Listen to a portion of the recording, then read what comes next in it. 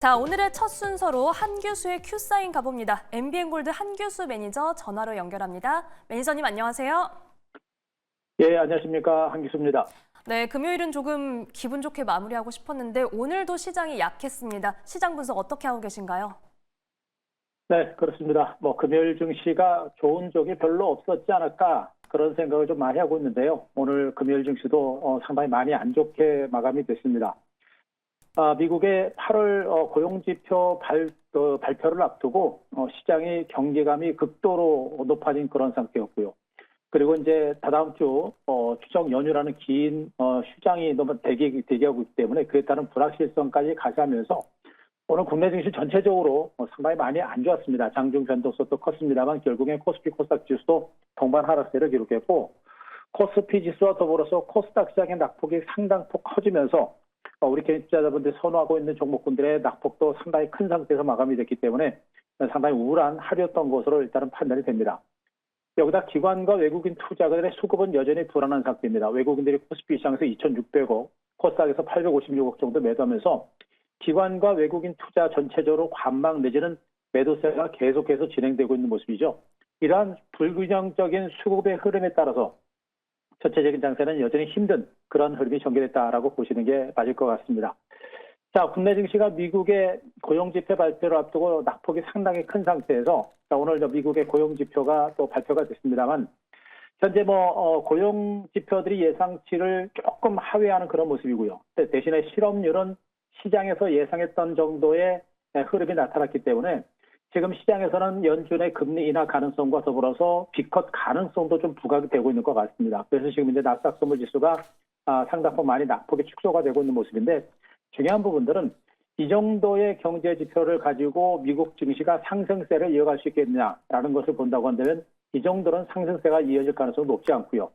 실질적으로 연준이 B컷을 할지 여부도 일단 FOMC 회의까지 가봐야 됩니다. 이런 부분들을 보게 되면 전체적인 미국 증시의 미국 증시의 흐름은 하락세는 멈춘다고 하더라도 지금 당장 추세적인 상승세를 보기는 여전히 어려운 장세라고 판단이 됩니다. 다만 미국 뉴욕 증시가 크게 밀리지만 않으면 다음 주 국내 증시는 그동안 낙폭화에 따른 기술적인 반등 정도는 나타날 가능성은 있습니다만 아직까지는 전반적인 장세가 추세적인 상승세로 돌아서기는 조금 힘든 그런 상황이 아닌가 이렇게 분석을 드리겠습니다. 네, 결국은 조금 전 나온 이 미국 고용 지표를 오늘 미국 증시가 어떻게 소화하는지 좀 지켜봐야겠습니다. 저희 그러면 다음 주 시장은 좀 어떻게 대응을 해보면 좋을까요? 네, 시장에 대한 투자 전략은 여전히 아직까지는요, 우리가 적극적인 시장의 대응보다는 좀 더 약간은 방어적인 전략과 더불어서 적어도 미국 증시가 충분히 안정될 때까지는 좀 방어적인 전략을 펼치는 게 맞을 것 같습니다. 언급드렸듯이 미국의 고용지표가 조금은 시장에서 예상했던 정도로 나와서 좀 안도 랠리를 펼칠 수는 있겠습니다만 이 정도를 가지고 미국의 경제가 살아날 수가 없겠고요. 또 미국 연준도 공격적인 금리 인하를 할지 여부도 아직까지는 봐야 되는 상태입니다. 이런 측면으로 보게 되면 아직은 시장은 불안하다. 최소한 상승세를 이어가기 어렵기 때문에 여전히 방어적인 전략은 여전히 필요하다라고 보시는 게 좋습니다. 따라서 종목군들의 경우는 반등이 나올 때마다 일부 좀 물량을 줄이는 게 좋겠고요. 다만 다행인 것은 말씀드렸듯이 이제 미국의 경제 지표가 좀 양호하게 나타났기 때문에 상대적으로 오늘까지 낙폭이 컸던 국내 증시는 월요일 증시에서 소폭의 반등이 나올 수 있는 가능성이 높습니다. 그래서 그 반등을 통해서 우리는 일부 현금화 전략을 단행하는 게 좋겠고 일부 낙폭과들을 중심으로 해서 단기적인 관점에서 아직까지는 추세적인 상승 여력이 없기 때문에 중장기적인 관점보다는 짧게 끊어치는 그런 단기적인 관점에서 낙폭과들 중심의 단기 매매 전략을 펼치는 이런 전략이 아직은 좀 유리하지 않을까 이렇게 정리드리도록 하겠습니다. 네, 급락 이후에 반등이 나와준다면 일부 현금화하는 전략에 대해서 말씀해 주셨습니다. 자, 이번에는 큐사인 포트폴리오 종목 점검 들어가 보겠습니다. 저희 어떤 종목부터 살펴볼까요? 네, 자, 어제 여러분께 소개를 드렸던 종목 중에서 갤럭시아 SM 이 종목을 좀 더 보도록 하겠습니다. 자, 오늘 그 전체적인 시장의 흐름이 그렇게 전체적인 시장 흐름 자체가 굉장히 안 좋기 때문에 이들 그 SPO 관련주들도 주가가 장 초반에 비교적 견조한 흐름이 나타났다가 결국엔 크게 밀리는 그런 흐름이 전개가 됐었죠. 하지만 이들 종목군들은 아직은 그 단기 테마성 성격이 좀 크다라는 부분들을 보게 되면 아직은 포기할 만한 종목은 일단 아닌 것으로 보고 있습니다. 그래서 오늘 강세 출발에 조금 밀린 상태에서 마감이 되긴 했습니다만 아직까지는 우리가 포기하기보다는 단락을 위한 저가 매수가 필요하겠고요.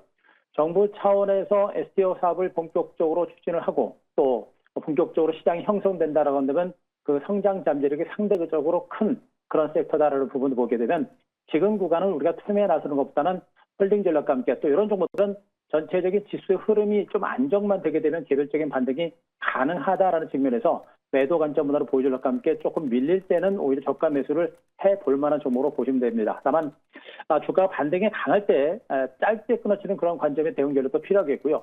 일단 중장기 성장성 잠재력은 다른 때보다는 좀 클 거로 보고는 있는데요. 어쨌든 간에 변동성이 크기 때문에 아직까지는 매도 전략보다는 보유 전략과 함께 저가 매수 반응하면서 한두 번 정도 강하게 반등 나올 때 그때 가서 물량을 털고 나오는 이런 관점의 대응 전략을 말씀드리도록 하겠습니다.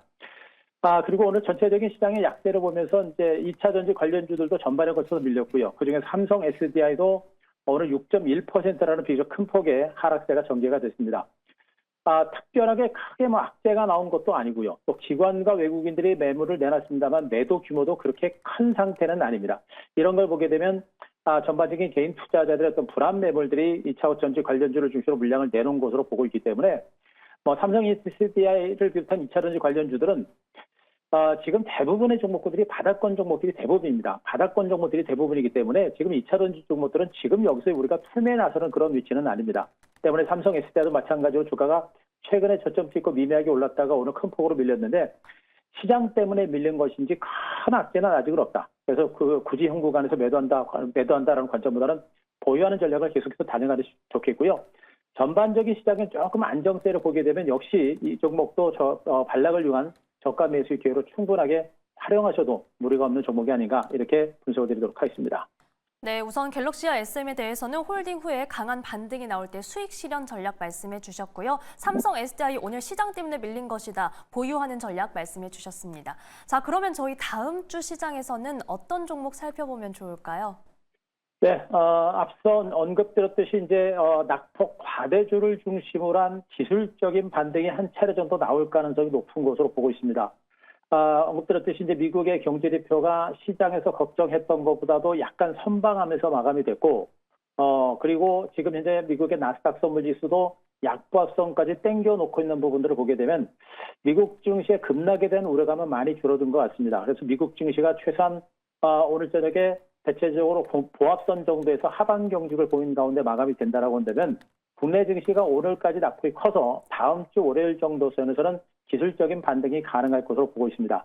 때문에 지수와 연동을 해서 반등할 수 있는 가능성, 지수 대비 상대적으로 낙폭이 컸었던 종목 중에 바로 SK 하이닉스, 이 종목을 우리가 단기적인 관점에서 한번 접근해 볼 만한 종목으로 말씀을 드리도록 하겠습니다.